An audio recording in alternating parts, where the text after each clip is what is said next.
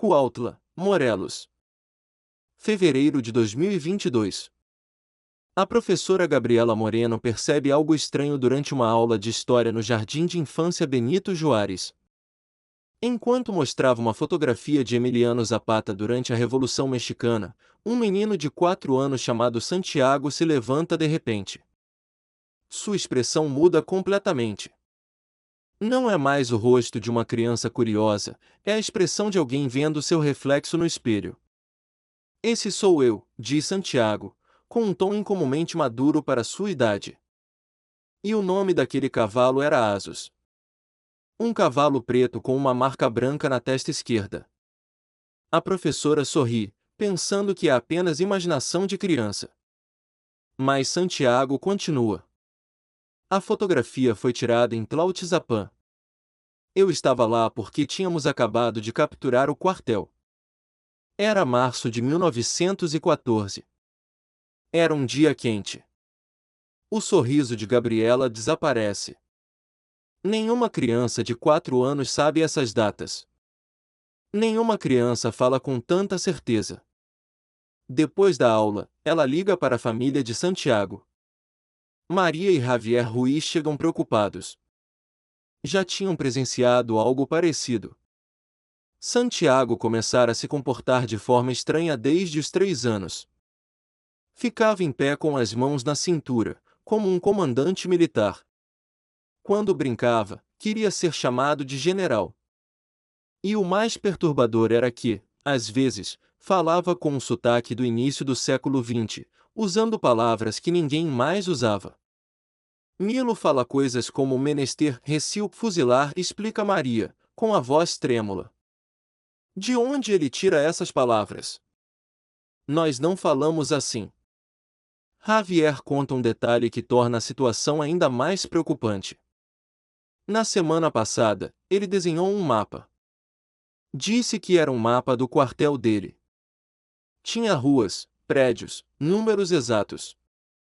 Guardei porque parecia detalhado demais para uma criança de 4 anos. A professora olha para o desenho que Javier tirou da mochila. Não é um rabisco de criança, é uma planta arquitetônica rudimentar, porém precisa, com medidas, direções principais e legendas escritas com uma caligrafia trêmula, mais legível. Estábulos, depósito de pólvora, sala de estratégia. Gabriela estremeceu. Ela havia estudado história na universidade. Sabia o suficiente sobre Zapata para entender que aquela não era uma informação comum. Esta é uma informação especializada, técnica, militar. Você precisa levá-la a alguém que possa avaliá-la adequadamente, disse ela seriamente. Conheço um pesquisador da UNAM que estuda esse tipo de caso. Maria abraçou Santiago, que havia permanecido imóvel o tempo todo, olhando pela janela como se esperasse algo. Que casos? Perguntou ela, com a voz carregada de medo. Gabriela respirou fundo antes de responder. Casos de memórias de reencarnação de crianças que se lembram de vidas passadas com detalhes inexplicáveis. E naquele instante, Santiago se virou e proferiu uma frase que paralisou todos na sala. Isso não é uma memória. Eu nunca morri, como dizem os livros. Preciso mostrar a verdade a vocês.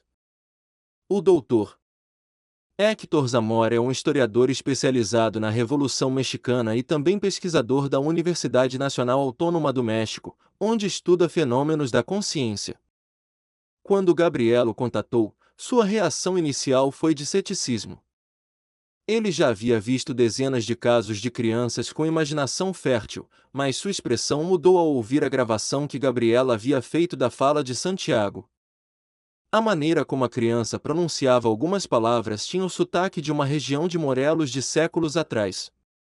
O ritmo militar em suas frases era algo que uma criança moderna não conseguiria imitar. O doutor Zamora concordou em se encontrar com a família Ruiz no sábado seguinte. Eles chegaram ao seu escritório na cidade universitária bem cedo.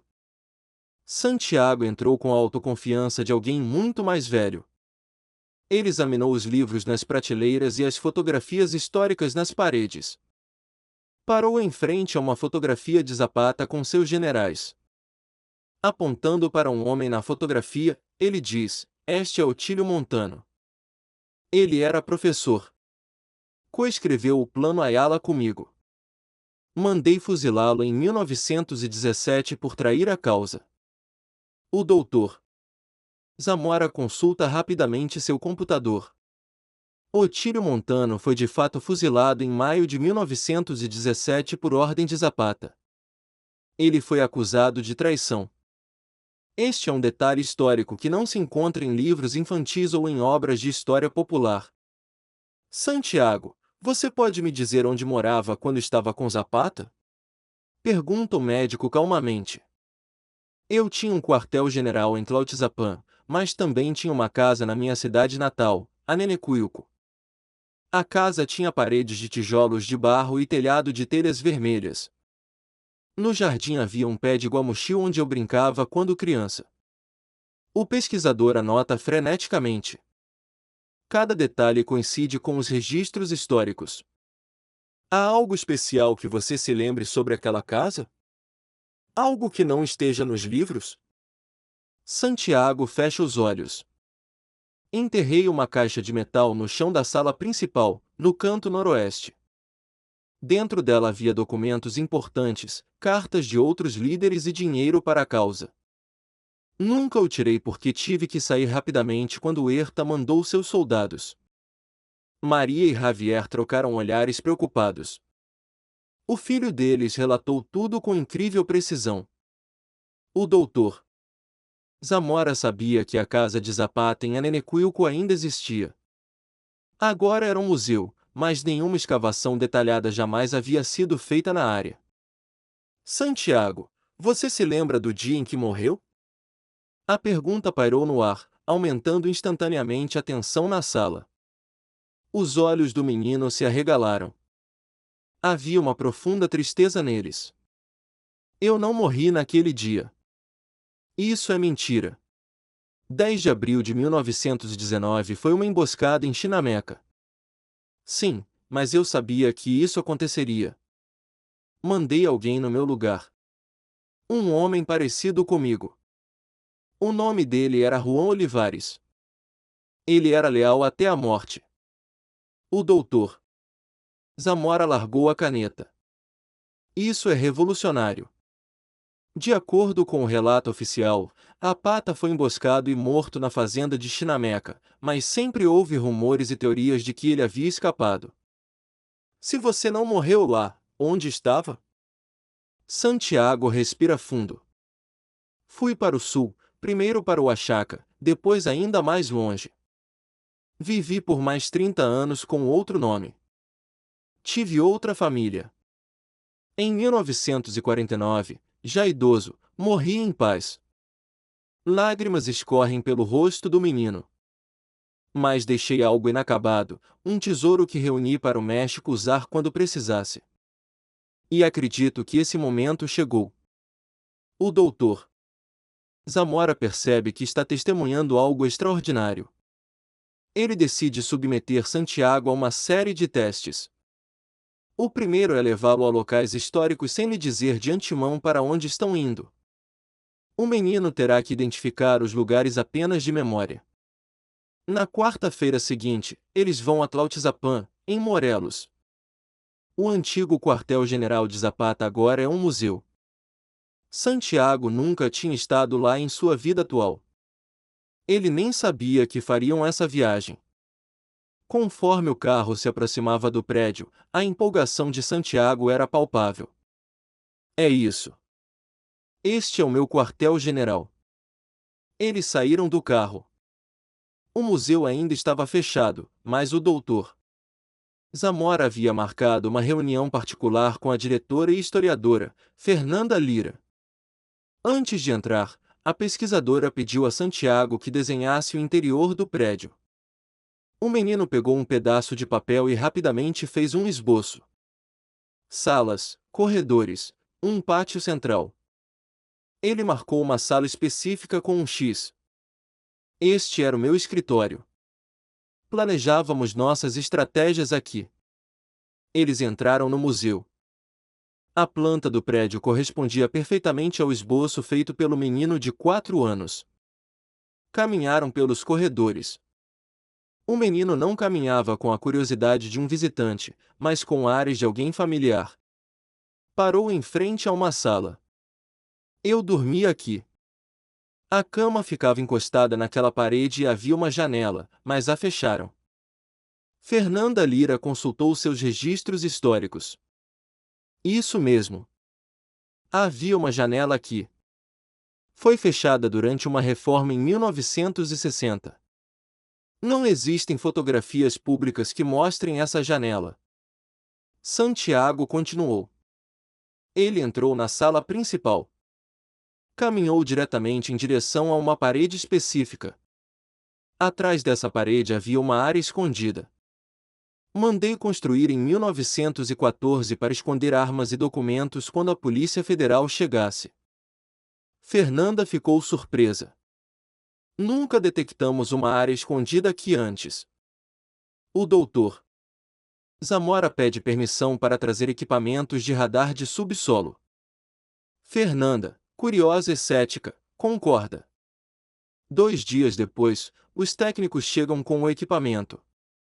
Eles escaneiam a parede que Santiago indicou. As telas mostram algo impossível. Atrás da parede há um espaço oco, de aproximadamente 2 metros por 1 metro. Fernando ordena que abram a parede com cuidado. Os trabalhadores desmontam os tijolos modernos. Atrás deles, encontram uma parede de adobe mais antiga e, atrás desta, um nicho escondido. Dentro, há caixas de madeira desgastadas pelo tempo. Ao abri-las com extremo cuidado, encontram rifles antigos, munição enferrujada e documentos envoltos em tecido encerado. Os documentos estão excepcionalmente bem preservados. São ordens militares, cartas assinadas por Zapata, mapas de expedições, alguns documentos nunca antes vistos por historiadores. Lágrimas brotam nos olhos de Fernanda. Essa é uma descoberta historicamente significativa, mas Santiago não está entusiasmado. Ele está procurando outra coisa. Não está aqui, diz ele, desapontado. O documento mais importante não está aqui. Eu o movi para outro lugar antes de partir. Qual documento? Pergunta o doutor Zamora. Santiago observa atentamente. A prova de que sobrevivi. Uma carta que escrevi em 1920, um ano depois de Chinameca, com minha assinatura, impressões digitais e fotografia. Eu a escondi em outro lugar, em algum lugar que só eu posso encontrar. O pesquisador sente que estão prestes a descobrir algo que mudará a história do México. Onde fica esse lugar? Santiago diz que precisa ir à sua cidade natal, a Nenecuyuco, onde tudo começou, onde Emiliano Zapata nasceu em 8 de agosto de 1876. O doutor Zamora organiza a expedição. Desta vez, ele está levando uma equipe completa, a doutora Patrícia Soto, antropóloga especializada em arqueologia revolucionária, um cinegrafista para documentar tudo, e, claro, os pais de Santiago. A viagem da cidade do México leva 3 horas. Santiago estava nervoso durante toda a viagem. Quase não falou, com os olhos grudados na janela. Quando finalmente chegaram à cidade, o menino começou a dar indicações: direita, depois esquerda na loja azul, depois siga em frente até a igreja. Ninguém lhe havia dito como chegar lá, mas suas indicações eram perfeitas. Chegam em frente à Casa Museu Emiliano Zapata. Uma modesta construção de tijolos de barro preservada em seu estado original do século XIX. Santiago sai do carro antes de qualquer outra pessoa. Caminha direto para a entrada. O zelador do museu, Dom Esteban, de 73 anos, que cuida do local há décadas, o observa com curiosidade. É a sua primeira vez aqui, filho? Santiago olha para ele. Não, Dom Esteban, estive aqui há muito tempo. O velho fica surpreso. Como você sabe meu nome? Porque seu avô trabalhava para minha família. Seu tataravô era amigo do meu pai, Gabriel Zapata. Dom Esteban dá um passo para trás. O que o menino diz é verdade. Seu tataravô realmente conhecia a família Zapata, mas isso não está escrito em nenhuma placa no museu. É história de família transmitida oralmente. O doutor Zamora intervém e explica a situação. Dom Esteban não acredita, mas respeitosamente os deixa entrar. Santiago vagueia pela casa como se estivesse em um lugar dolorosamente familiar, tocando as paredes, parando no quarto. Minha mãe e meu pai dormiam aqui. Eu dormia com meus irmãos no quarto dos fundos. Ele caminha em direção ao quarto e se ajoelha no canto noroeste, onde diz ter enterrado algo. Aqui, bem aqui, a meio metro de profundidade, preciso terminar o serviço. O doutor Souto solicita permissão urgente ao Instituto Nacional de Antropologia e História. Dada a natureza excepcional do evento, eles permitem uma escavação limitada. No dia seguinte, começam a escavar com as ferramentas arqueológicas apropriadas. A uma profundidade de 45 centímetros, encontram algo, uma caixa de metal enferrujada, com cerca de 35 centímetros quadrados. Com as mãos trêmulas, todos retiram cuidadosamente a caixa. Ela está selada com cera antiga, agora frágil. Ao abri-la, encontram documentos envoltos em cera. Incrivelmente, os documentos são legíveis. Há cartas de outros líderes revolucionários endereçadas a Zapata, Pancho Villa, Benito Juárez Carranza e Álvaro Obregón. Há também notas bancárias da época. Agora, elas são valiosas não pelo seu valor monetário, mas pela sua raridade histórica. E no fundo da caixa há uma fotografia. Ela mostra Emiliano Zapata com um grupo de crianças. No verso, escrito à mão, Anenecuiro, 1916, meus sobrinhos. Dom Esteban olha para a fotografia e cai em prantos. A criança à esquerda é meu avô. Ele sempre nos disse que tirou uma foto com Zapata, mas nunca vimos nenhuma prova. Dizíamos que ele estava inventando. A autenticidade dos documentos foi confirmada por especialistas. Os documentos são reais. A caligrafia corresponde a exemplos conhecidos da escrita de Zapata. A tinta é da época. Esta é uma descoberta arqueológica e histórica significativa, mas Santiago continua dizendo que o mais importante está faltando. Este foi apenas o esconderijo inicial, o documento que prova que eu sobrevivi está em outro lugar. Onde? Pergunta o doutor Zamora. O menino fecha os olhos, concentrando-se na fazenda Chinameca, onde supostamente morreu. Deixei a prova final lá. A fazenda Chinameca é um dos lugares mais simbólicos e trágicos da história mexicana. De acordo com os registros oficiais, Emiliano Zapata foi emboscado e morto lá em 10 de abril de 1917. Atualmente, é um museu e sítio histórico. O doutor Zamora contatou as autoridades regionais após as descobertas em Talizapán e Anenecúyuco. O caso de Santiago atraiu a atenção da mídia. Jornais e noticiários publicaram reportagens sobre o menino que se lembrava de ser Zapata. Alguns historiadores se mostraram céticos, outros curiosos. A expedição a Chinameca foi planejada para 10 de abril de 2022, exatamente 105 anos após a suposta morte de Zapata. Esse era um detalhe simbólico que Santiago insistia em incluir. Durante a viagem, o menino estava mais quieto que o normal. Sua mãe, Maria, notou que ele estava pálido. Você está bem, querido? Santiago assentiu, mas seus olhos estavam cheios de lágrimas. Este lugar me entristece.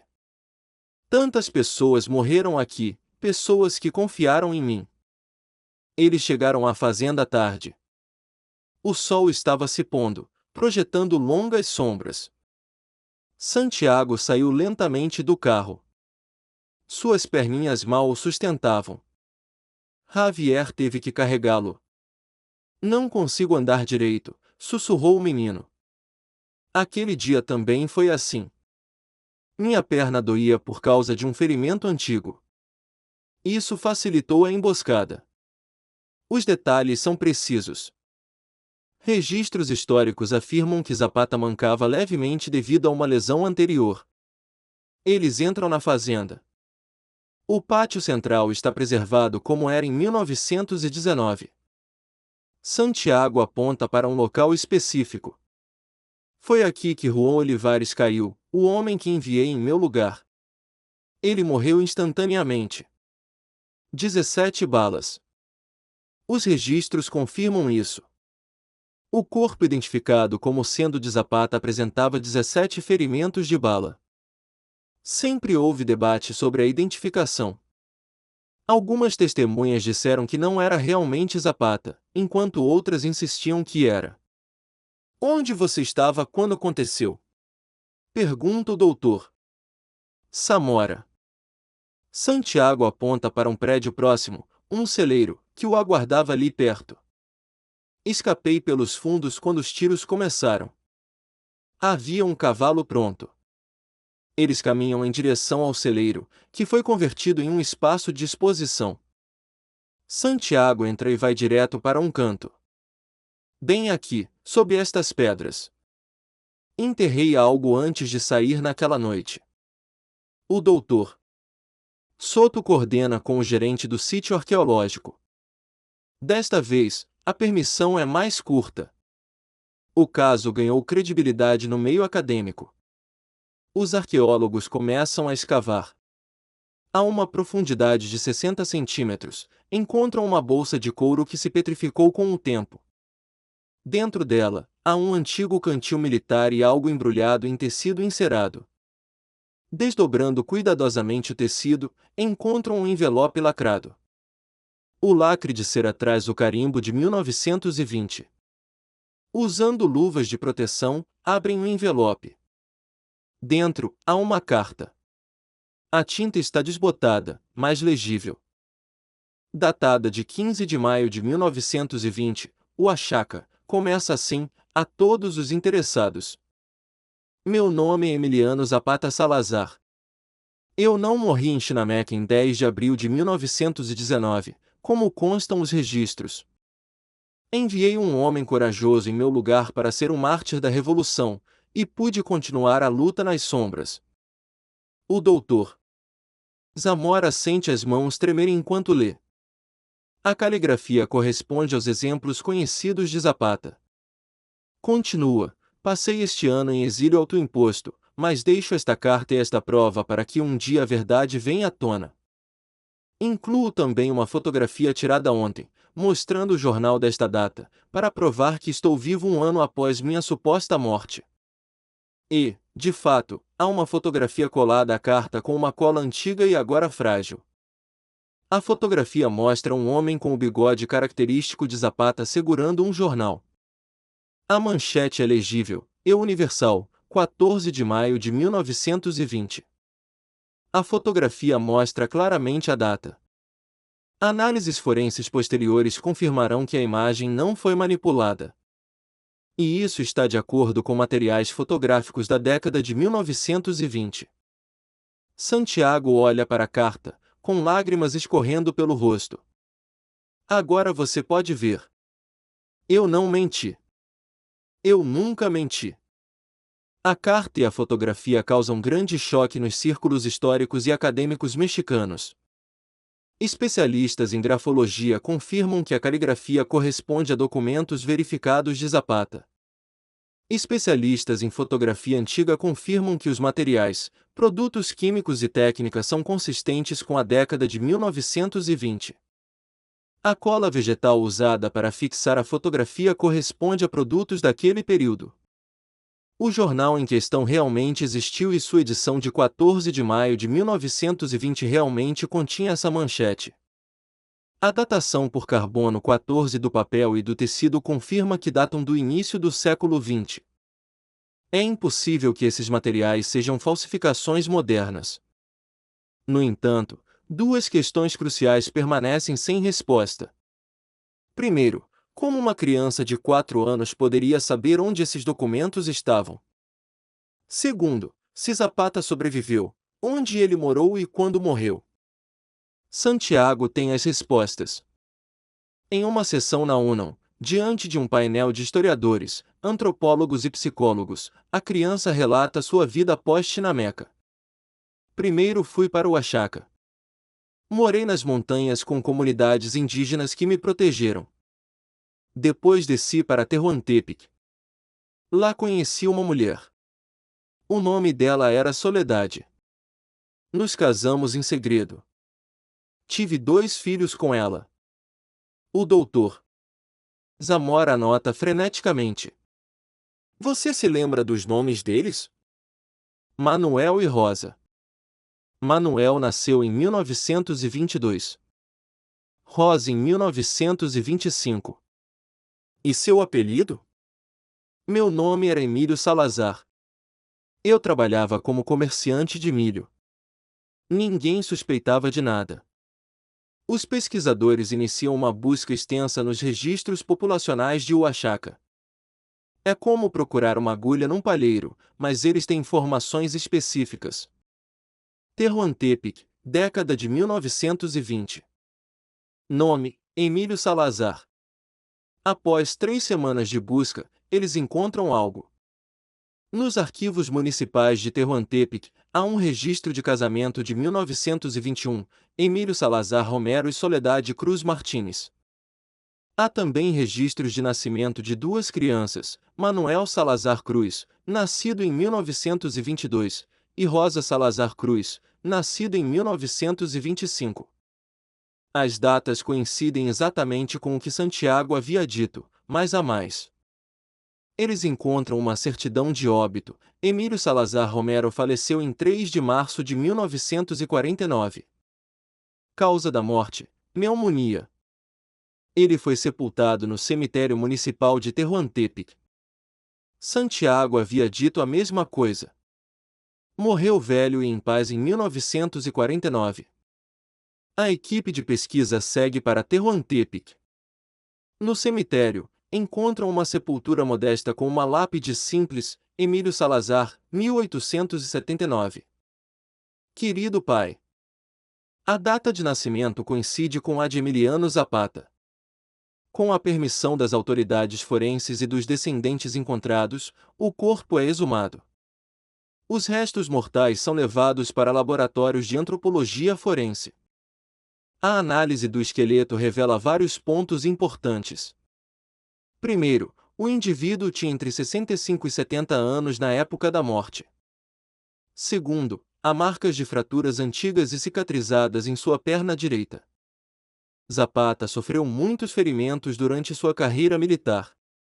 Terceiro, a análise dentária mostra que 2 molares eram banhados a ouro. Registros históricos mencionam que Zapata tinha dentes de ouro.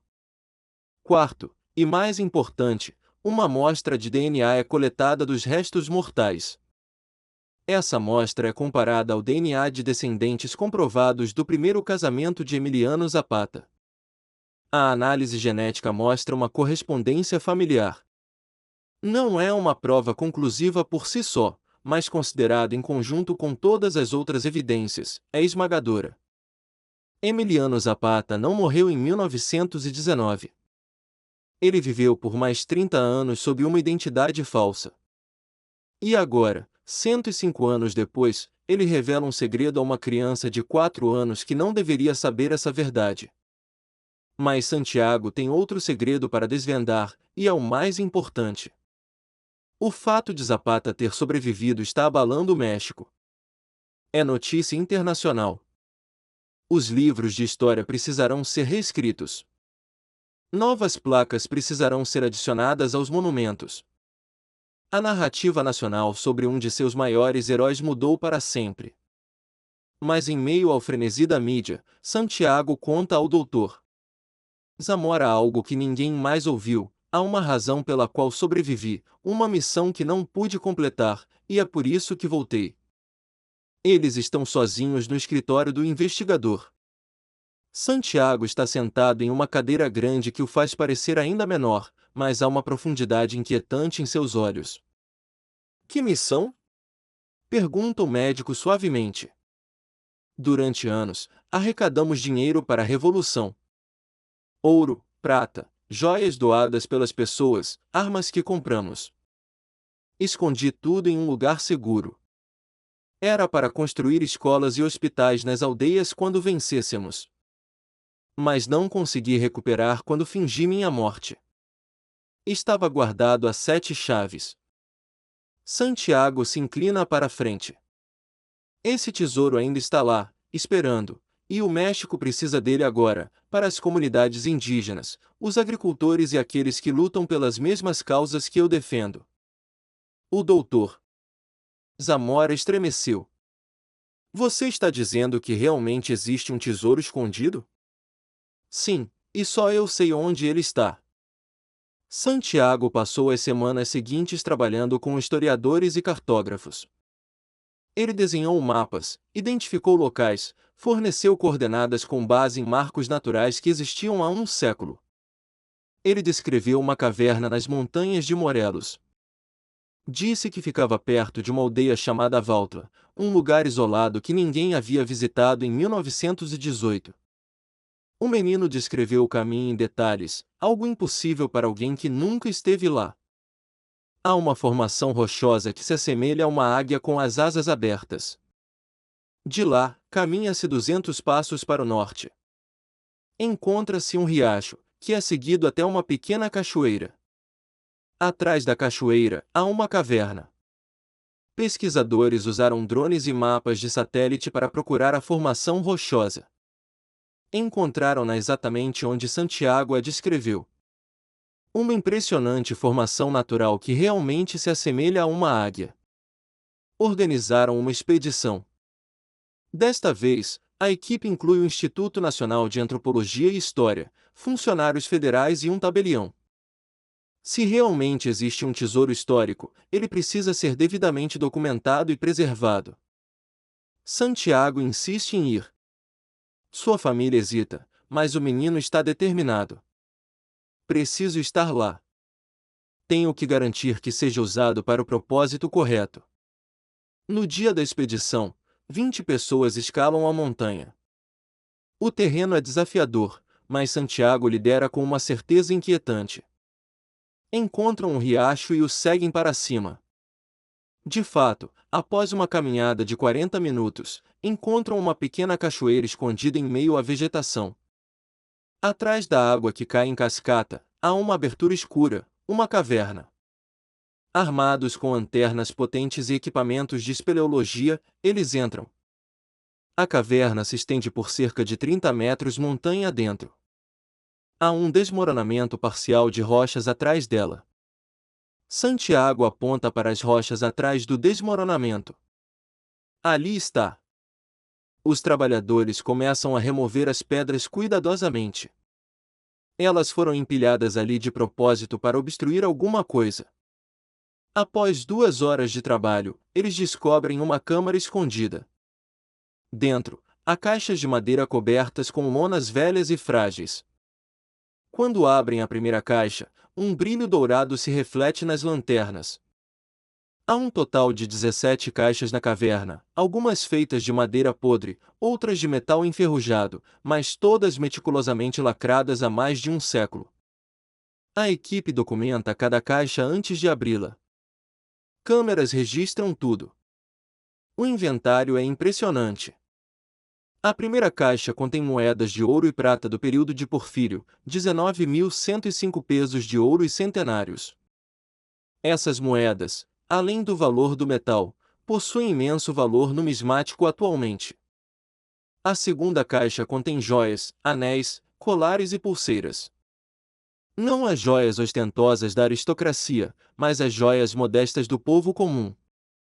Simples peças de ouro e prata, algumas adornadas com pequenas pedras. Doações feitas pelo povo para a Revolução. A terceira e a quarta caixas contêm lingotes de prata, cada um marcado com o selo de Minas Mexicanas do início do século XX. As caixas de 5 a 14 estão repletas de armas, rifles Mauser, pistolas e munição. Embora enferrujadas, foram preservadas graças ao ambiente seco da caverna. Artefatos históricos de valor inestimável. As caixas de 10 a 14 contêm documentos, mapas militares, ordens de guerra e correspondências entre líderes revolucionários. Alguns desses documentos eram considerados perdidos pelos historiadores. A caixa 15 contém algo diferente: livros-razão meticulosamente registrados com doações, despesas e compras de armas. A caligrafia é de Zapata. Revela uma organização administrativa que poucos associariam a um exército guerrilheiro, mas as caixas 16 e 17 são as mais surpreendentes. Contém centenas de documentos concedendo terras a comunidades indígenas e camponesas, muitos assinados por Zapata como autoridade revolucionária. Alguns nunca foram implementados porque Zapata morreu antes de se tornarem legais. O Dr. Zamora calcula seu valor mentalmente. Monetariamente, as moedas e os metais preciosos valem milhões de dólares, mas seu valor histórico é inestimável. Este é o tesouro de guerra de Emiliano Zapata, escondido em 1918, enquanto a Revolução ainda fervilhava. Preservado, aguardando um futuro que ainda não chegou. Santiago observa em silêncio. Quando o inventário é concluído, o menino finalmente fala. Este dinheiro não é meu, nunca foi. Era um tesouro para o povo, para o povo. Agora deve retornar ao povo. Os funcionários concordam. Uma fundação especial é criada. O dinheiro será usado para escolas, centros de saúde e projetos agrícolas para ajudar pequenos produtores em comunidades indígenas em Morelos e províncias vizinhas. Exatamente como Zapata queria. Documentos e armas vão para museus. Escrituras de propriedade são examinadas por advogados constitucionalistas para verificar quais ainda podem ser válidas para suas comunidades. Um processo legal complexo, mas importante. A notícia do tesouro descoberto se espalha pelo mundo. Um menino de 4 anos encontra um tesouro revolucionário escondido há 106 anos. A mídia internacional publica a história. CNN, BBC, New York Times. Todos querem entrevistar Santiago, mas Maria e Javier protegem o filho. Eles permitem apenas um número limitado de entrevistas, e psicólogos estão sempre presentes. Santiago começa a se cansar. As memórias de Zapata começam a desaparecer, como se ele tivesse cumprido sua tarefa, como se não precisasse mais se lembrar. Uma noite, ele diz à mãe: agora me sinto mais como Santiago. Zapata está indo embora.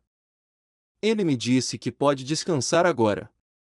Maria o abraça, com lágrimas escorrendo pelo rosto. Não dói mais? Não, mãe, não dói mais. Mas antes que as memórias sejam completamente apagadas, Santiago tem mais uma coisa a fazer. Uma última declaração que unirá tudo. 3 meses após a descoberta do tesouro, Santiago quer visitar Nenê Quilco novamente. Ele diz que há algo pessoal que se esqueceu de mencionar. O doutor Zorá, que se tornou um amigo próximo da família, os acompanha. Desta vez, a viagem é particular, sem câmeras nem imprensa. Apenas eles, Dom Esteban e a paz da aldeia. Chegam numa tarde de julho. O céu está limpo. Santiago caminha pela aldeia com uma paz recém-descoberta. A sensação de pressa que costumava ter desapareceu. Ele está em paz. Para em frente a uma casa antiga, diferente da casa Museu Zapata. Uma construção modesta onde vive uma família moderna. Santiago bate à porta, uma mulher de cerca de 60 anos atende. Bom dia. O senhor está aí. Como posso ajudá-lo? Santiago olha para ela gentilmente. Com licença, senhora.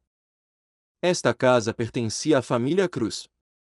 A mulher fica surpresa. Sim, pertencia aos meus avós. Como o senhor sabe, filho?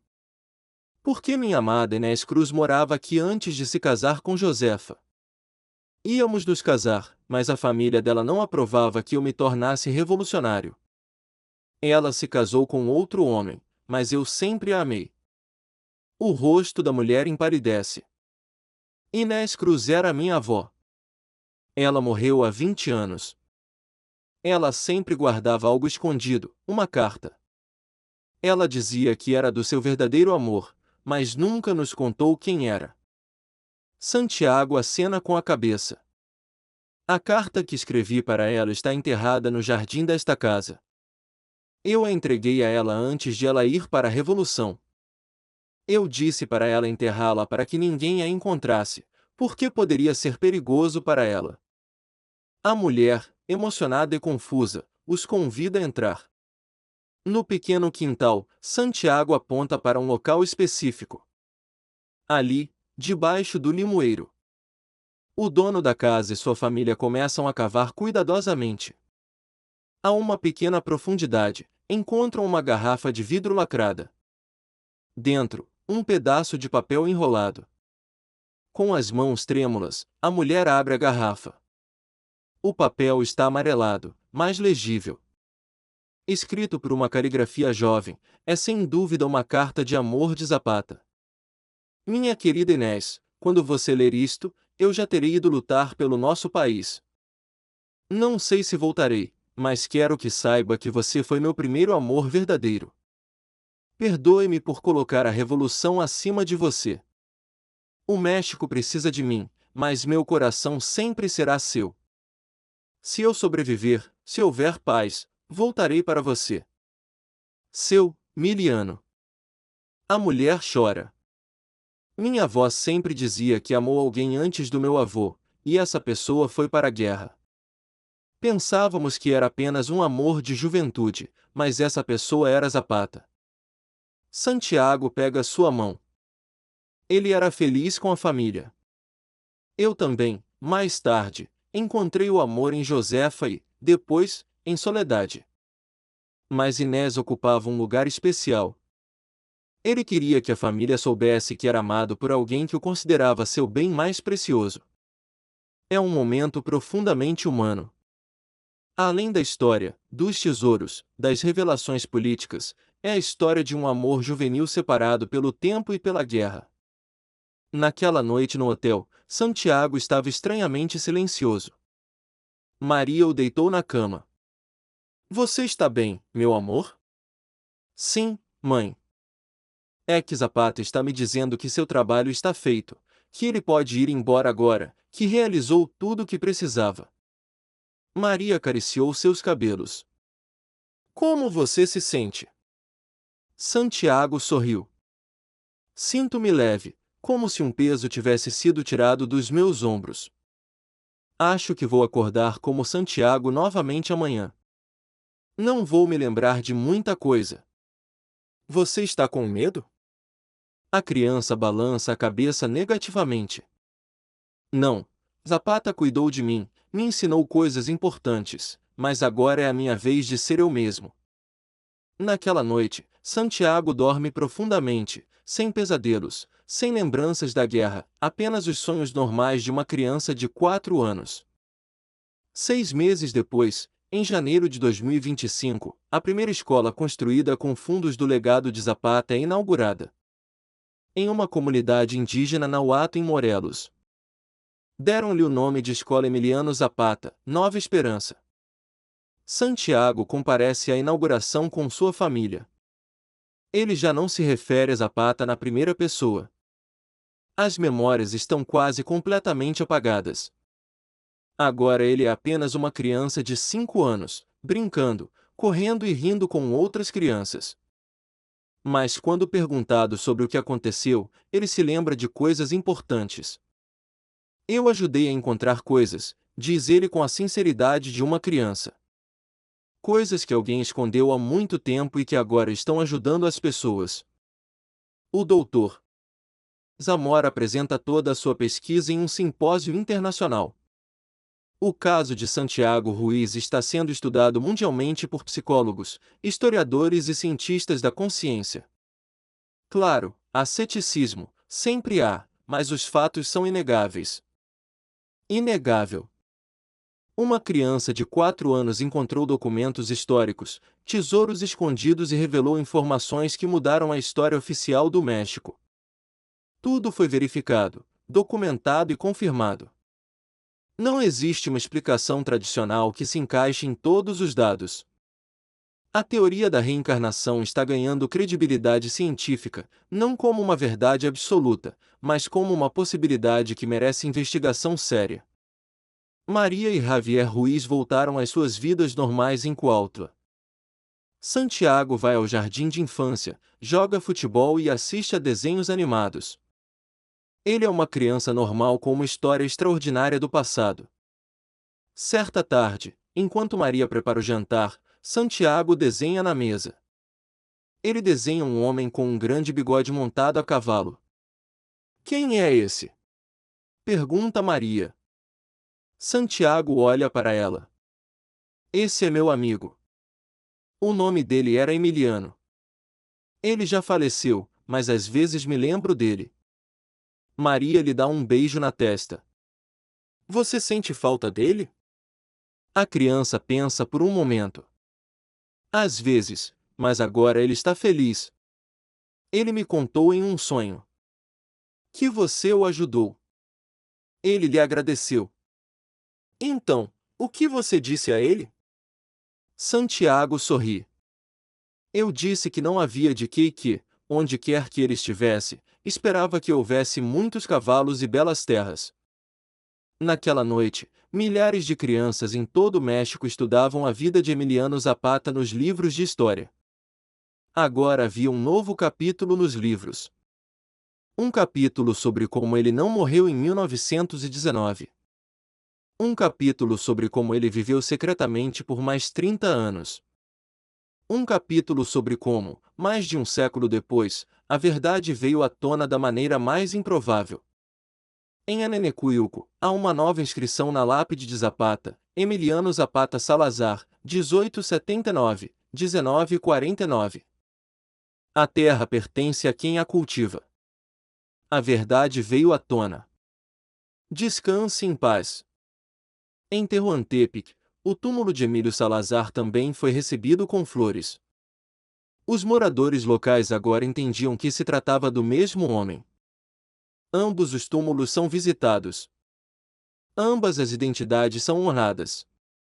E em algum lugar entre o mistério e a realidade, a história e a memória, o que acreditamos ser possível e o que as evidências mostram, a história de Santiago Ruiz permanece como prova de que existem coisas neste universo que a ciência ainda não consegue explicar completamente. Alguns espíritos retornam, alguns segredos precisam ser revelados.